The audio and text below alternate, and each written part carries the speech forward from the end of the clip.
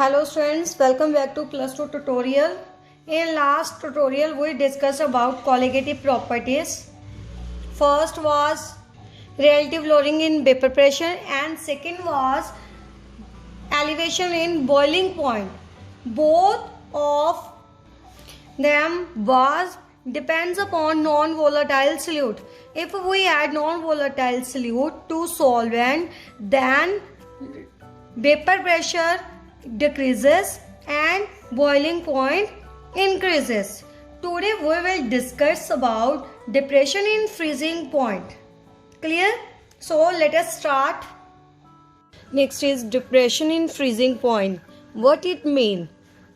Freezing point is the temperature at which the solid and the liquid state of the substance have the same vapor pressure.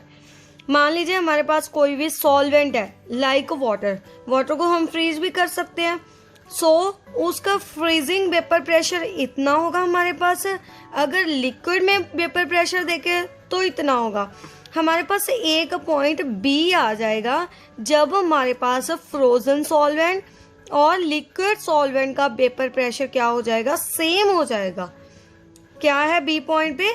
हमारे पास liquid state और solid solvent का क्या है, हमारे पास vapour pressure same है. अगर हम solution का वेपर प्रेशर देखें वो क्या है, हमारे पास ए क्या है, less than vapour pressure of pure solvent. क्यों लेस है? क्योंकि हमने सोल्यूशन में क्या ऐड किया है, हमने क्या किया, सॉल्वेंट में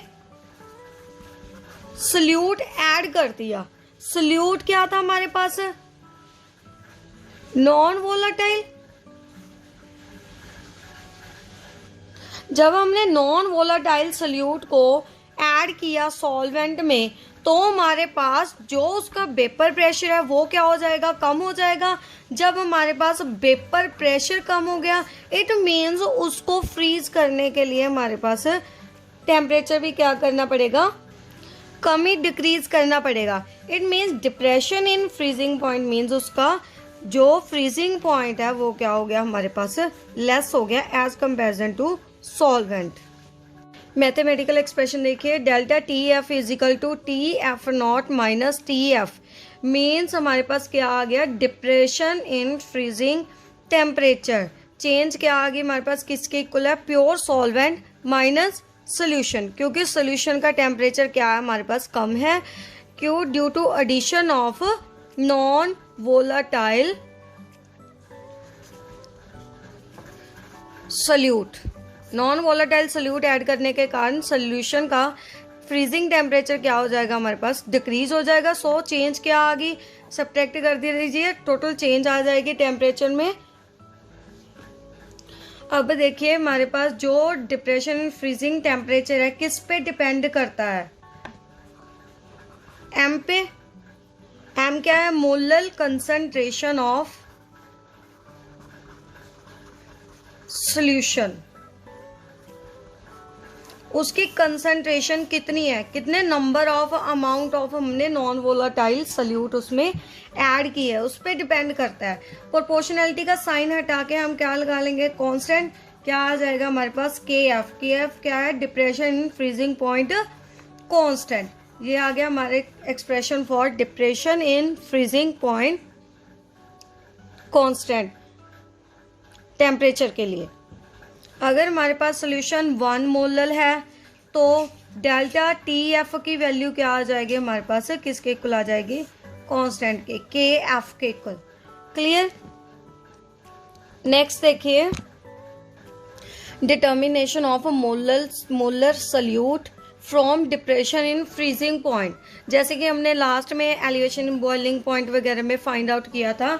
सबसे पहले देखिए वेट ऑफ सोल्यूट क्या मान लीजिए, W B gram and weight of solvent W A gram and molar mass solute का ऑफ सोल्यूट एम बी. तो हमारे पास मोलैलिटी कितनी आ जाएगी, m is equal to WB into 1000, number of moles की हमने वैल्यू निकाल ली, अपॉन MB इंटू WA। नीचे आ जाएगा हमारे पास molar mass of weight of solvent. Clear, हमारे पास क्या आ गई, मोलैलिटी आ गई। तो हम डिप्रेशन इन फ्रीजिंग टेम्परेचर में क्या कर देंगे, वैल्यू पुट कर देंगे। तो हमारे पास क्या आ जाएगा, m की ये वाली वैल्यू पुट कर दीजिए। क्या आ गया हमारे पास, KFWB into 1000 upon MB into WA। ये तो टेम्परेचर की वैल्यू आ गई। हमने निकालना क्या है, मोलर सल्यूट का मास। क्लियर, तो हमने इसका मास को दूसरी साइड में ले जाते हैं, MB को इधर ले जाओ, TF को इसकी प्लेस पे ले आओ। क्या आ जाएगा हमारे पास, MB is equal to KFWB into 1000 upon delta TF into WA। ये क्या आ गया हमारे पास, molar mass of salute.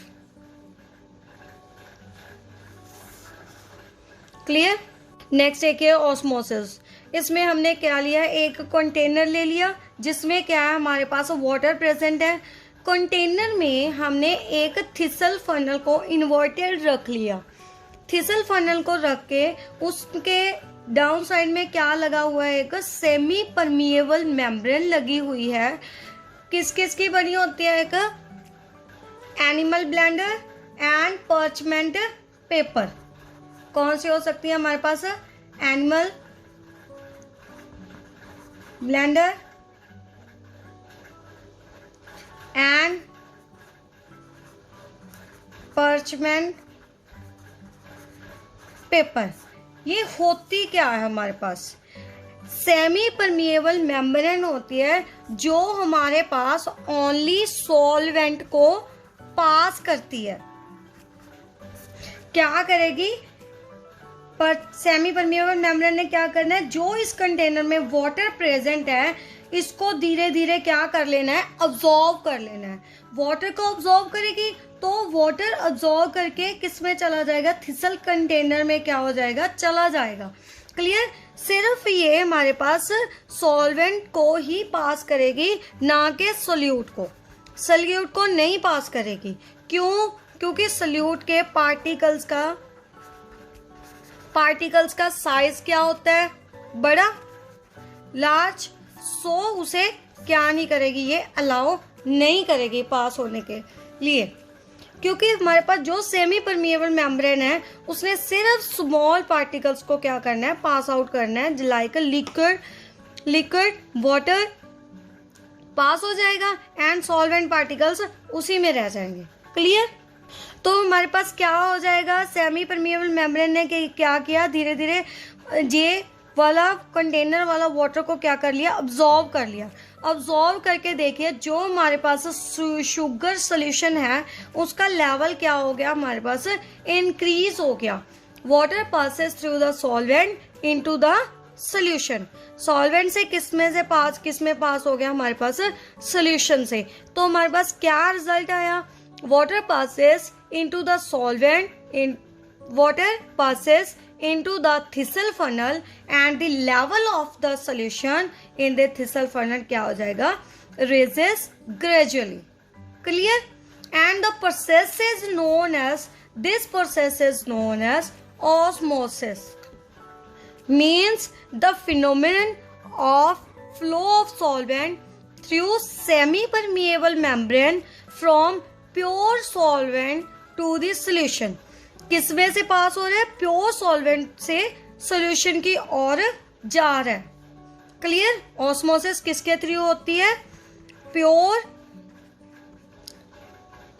Solvent से सॉल्यूशन की ओर।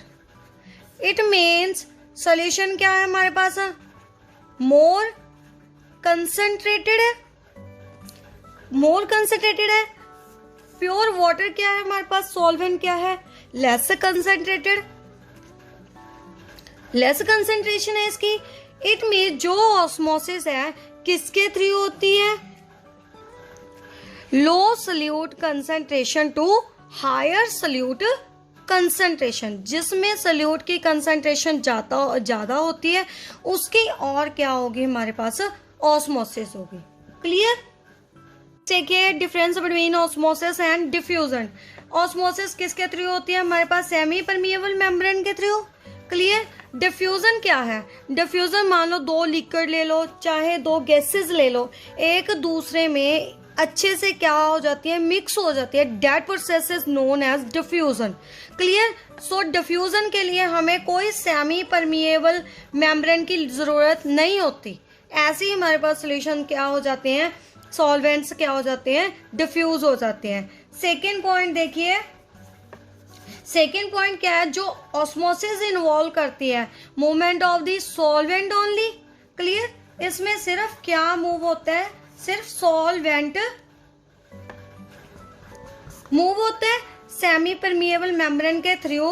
सिर्फ हमारे पास थिसल फनल वाला किया था ना हमने, सिर्फ हमारे पास क्या मूव हो रहा था, ओनली सॉल्वेंट मूव हो रहा था। इसमें हमारे पास both solute and solvent particles क्या हो सकते हैं, मूव हो सकते हैं। क्लियर। सेकेंड पॉइंट समझ आ गया। थर्ड देखिए, ऑस्मोसिस में क्या होता है, सॉलिड जो हमारे पास सॉल्वेंट है मूव करता है lower concentration to high concentration, but diffusion move करती है, डिफ्यूजन में जो मॉलिक्यूल्स हैं वो मूव करते हैं हाई टू लो कंसंट्रेशन। बात समझ में आ गई। इसमें तो क्या है, lower concentration to higher concentration जा रहे थे।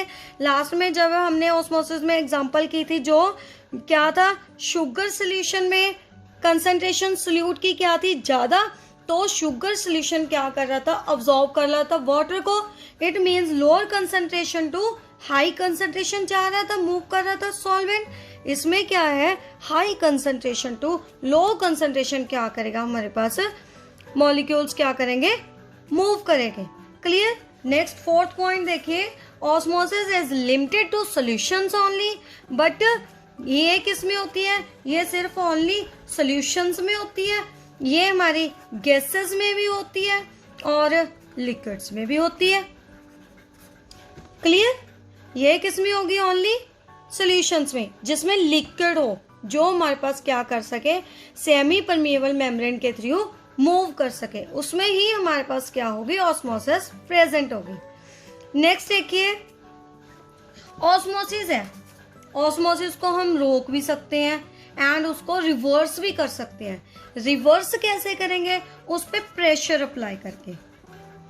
मान लो इधर को, यहां से कंटेनर से हमारे पास क्या हो रहा था, सॉल्वेंट मूव हो रहा था, इस यहाँ पे हम क्या लगा देंगे, एक पिस्टन लगा देंगे। पिस्टन लगा के इस पे क्या आ जाएगा, प्रेशर पड़ेगा। जब जितना ज्यादा प्रेशर पड़ेगा उतनी कम क्या होगी, हमारे पास सॉल्वेंट की अब्जॉर्प्शन होगी। क्लियर। इट मीन्स ऑस्मोसिस को हम रोक भी सकते हैं और रिवर्स भी कर सकते हैं, किसके थ्रू, प्रेशर के थ्रू।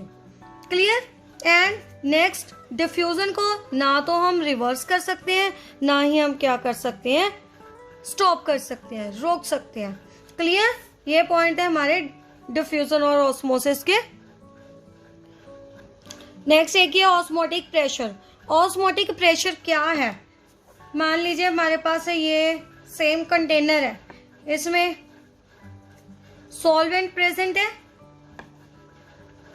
ये हमारे पास एक और कंटेनर के साथ क्या है, अटैच है।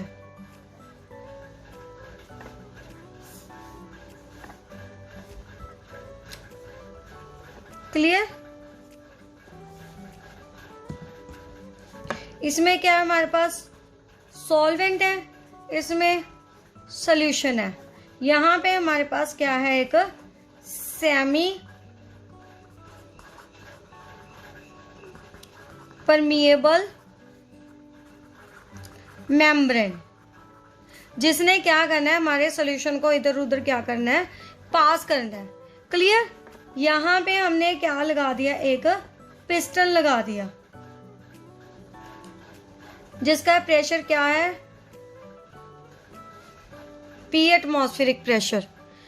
इस साइड में भी हम क्या करेंगे, पिस्टन लगा देंगे जिसका प्रेशर क्या है हमारे पास, P एटमॉस्फेरिक। क्लियर। अब देखिए ऑस्मोसिस में क्या होता है, जो सॉल्वेंट मॉलिक्यूल्स हैं वो क्या करते हैं, मूव करते हैं किस साइड में, सॉल्यूशन की साइड में। अगर इसमें मूव करेंगे तो हमारे पास सॉल्यूशन कंटेनर में से धीरे धीरे बाहर आना स्टार्ट हो जाएगा। तो उसको रोकने के लिए हमने इस पे क्या लगाया, एक पिस्टन लगा दिया जिसके थ्रू हम क्या कर रहे हैं, प्रेशर अप्लाई कर रहे हैं। जब हम प्रेशर अप्लाई करेंगे तो जो सॉल्यूशन में सॉल्वेंट की मूवमेंट है सेमी परमिएबल मेम्ब्रेन के थ्रू, वो क्या हो जाएगी, हमारे पास स्टॉप हो जाएगी। Clear. It means osmotic pressure क्या है, excess of pressure which must be applied to solution. किस पे अप्लाई किया हमने, सॉल्यूशन पे। क्यों अप्लाई किया, to prevent the passage of solvent into it, इसमें सॉल्वेंट को पास करने से रोकने के लिए। Clear. That pressure is known as osmotic pressure. Osmotic pressure के लिए मैथमेटिकली देखिए, हमारे पास वॉन ऑफ ने क्या ऑब्जर्व किया था, for dilute solution osmotic pressure को पाई से रिप्रेजेंट किया। इसकी वैल्यू किसके इक्वल होती है, CRT। C के आगे हमारे पास molar concentration,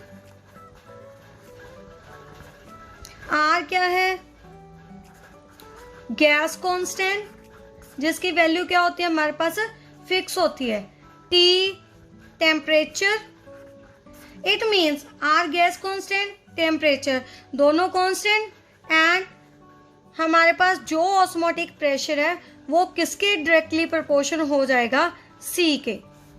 means directly proportion to concentration of solution. कौन सी concentration, molar concentration of solute. Next देखिए, determination of molar mass from the osmotic pressure. Osmotic pressure according to van't Hoff equation क्या है हमारे पास, pi is equal to CRT। C क्या है, concentration, किसके इक्वल होगी हमारे पास, नंबर ऑफ मोल्स वॉल्यूम में कितने हैं, सॉल्यूशन में कितने हैं, इसकी वैल्यू इसमें पुट कर दीजिए। पाई किसके इक्वल आ जाएगा, NRT अपॉन V। V को इस साइड में ले जाइए, क्या आ जाएगा हमारे पास, pi V is equal to NRT। ये क्या आ गई हमारे पास, इक्वेशन जिसे क्या बोलेंगे हम, वॉन्ट ऑफ, क्या बोलेंगे, वॉन्ट ऑफ इक्वेशन। किसके लिए, फॉर डिल्यूट सॉल्यूशन। N क्या है हमारे पास, नंबर ऑफ मोल्स है।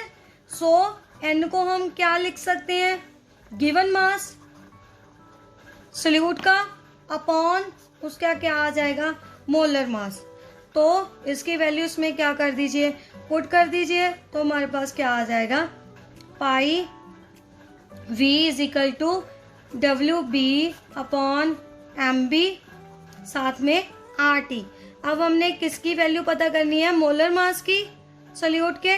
MB को एक साइड में ले जाइए, पाई V को इस साइड में ले आइए, तो MB क्या आ जाएगी हमारे पास, WB RT upon pi V। तो हम इससे क्या कर सकते हैं, molar mass of a solute find out कर सकते हैं। क्लियर।